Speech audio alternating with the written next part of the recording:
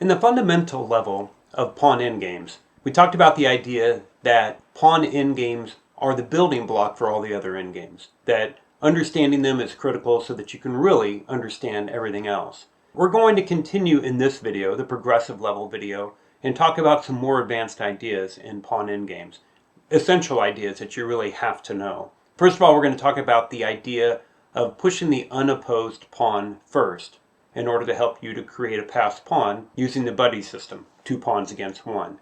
Then we're going to talk about the protected passed pawn, the advantage of having the outside passer, and we're going to look at 2 critical pawn breaks that everybody should know. Let's get started. So the unopposed pawn idea is when you have 2 pawns going up against 1, a little pawn majority, you're going to create a passed pawn using the buddy system. We can see over here on the king side, you have an h pawn and a g pawn. Which one do you move first? Well, the h pawn doesn't have a black pawn across from it. It's unopposed.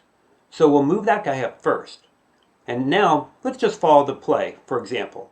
Because as you know from the first video, the fundamental level video, a lot of times we create that first passed pawn, and the first passed pawn that we create is our bait pawn. It keeps our opponent's king busy so that we can go in there and capture the other pawns. Now let's go back to the beginning of this and see what would happen if we actually pushed the other pawn instead of the unopposed pawn. Now black with one single pawn move freezes both of our kingside pawns, and we're going to lose. So you have to be careful to push the unopposed pawn first. Now here's a more advanced example. In this one, don't fall into the trap of pushing your g pawn first, because then you're stuck. If you try to push your h pawn 2 squares right now, black can capture en passant. So you have to be patient. h3, then g3, then h4. So first h3, g3, h4, we create that passed pawn, and when the king starts to run over there, there's one more step. Because we don't want to allow black to play a5 and a4 and trade off our final pawn. So we make that single pawn push and stop black from being able to move up the queenside pawns. That one pawn we have freezes both of those pawns, and now we simply win the game the exact same way, with the poor black king running over trying to help, but he's too late. Now the idea of the protected passed pawn is a critical one for us to understand.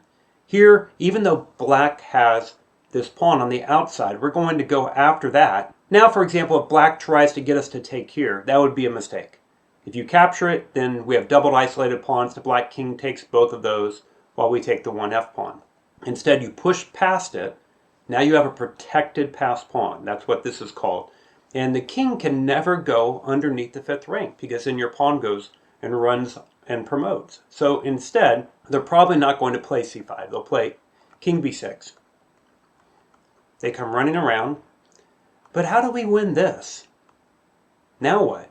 We're going to have to outflank him. We have the 2 pawns against 1, and we can use this to help guard some key squares. And our king works in closer and closer, and this is a critical part of king and pawn endgames, is outflanking your opponent. Of course, black will have to move, we get to take the pawn. Now the idea of the outside passed pawn is that if both of you have passed pawns on one side of the board, and it's pretty much equal on the other side, whoever has the outside passed pawn wins. And the reason is because capturing that outside passed pawn is going to take longer, and you're going to be farther away from the action. So here, white abandons the h pawn and goes running in to start heading over to the queen side to capture those pawns. A little zugzwang for black. Black has to move. You capture the pawn, step out of the way, and promote. Now, I recently played a game in which I found myself, after some maneuvering, in this position. And I was white, and I knew I had it because of the outside passed pawn. I traded queens. So I knew that in that queen endgame that I could win because I understood the pawn endgame that was coming after the trade.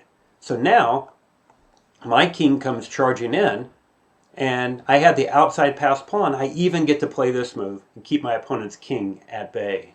Finally, a couple pawn breaks.